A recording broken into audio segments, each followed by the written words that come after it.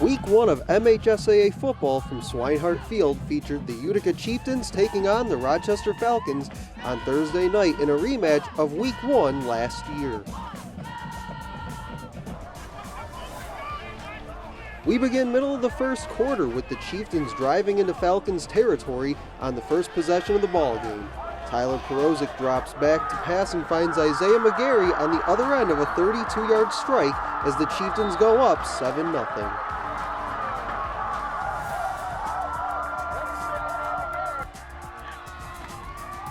The Falcons would respond just over 4 minutes later with a 1-yard run up the middle, but the extra point was no good, bringing our score to 7-6.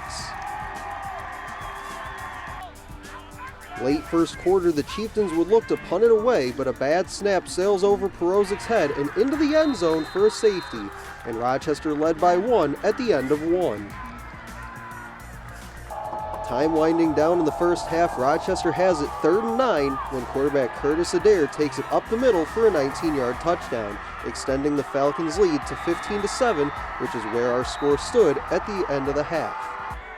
With 2:42 to go in the third quarter, Perozic finds his tight end Nick Jokai for a 12-yard score, and the Chieftains would elect to go for a 2 to tie and convert as the quick pitch goes to Jeffrey Cleaver to the left side. We're tied at 15 as we enter the fourth quarter.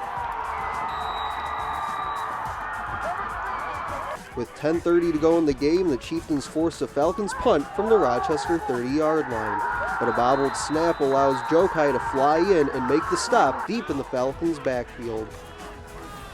On the very next play from the 18-yard line, the handoff goes to Cleaver, and he finds some running room around the right side this time and makes his way to the end zone, putting Utica in front 22-15.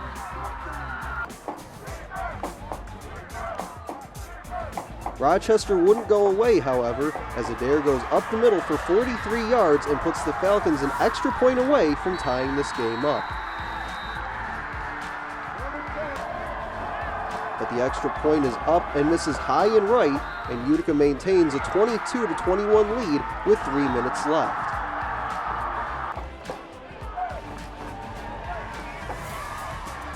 The Falcons would get the ball back, though, with just over 2 minutes to go, but their drive was short-lived as Utica recovers a fumble around midfield.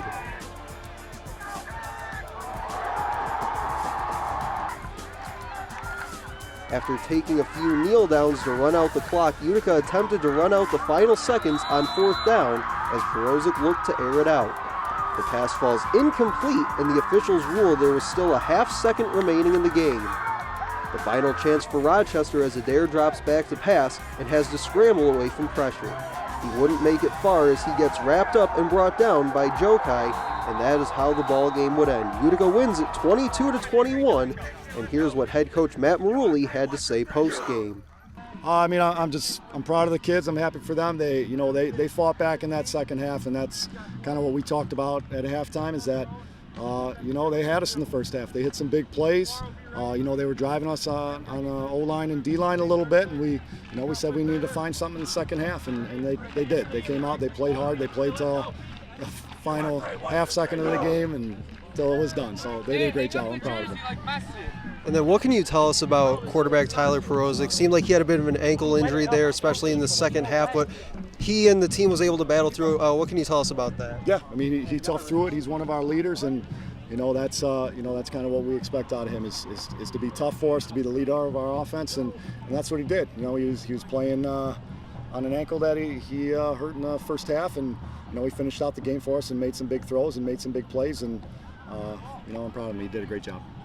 And then you mentioned just a moment ago that last half second or so of the game.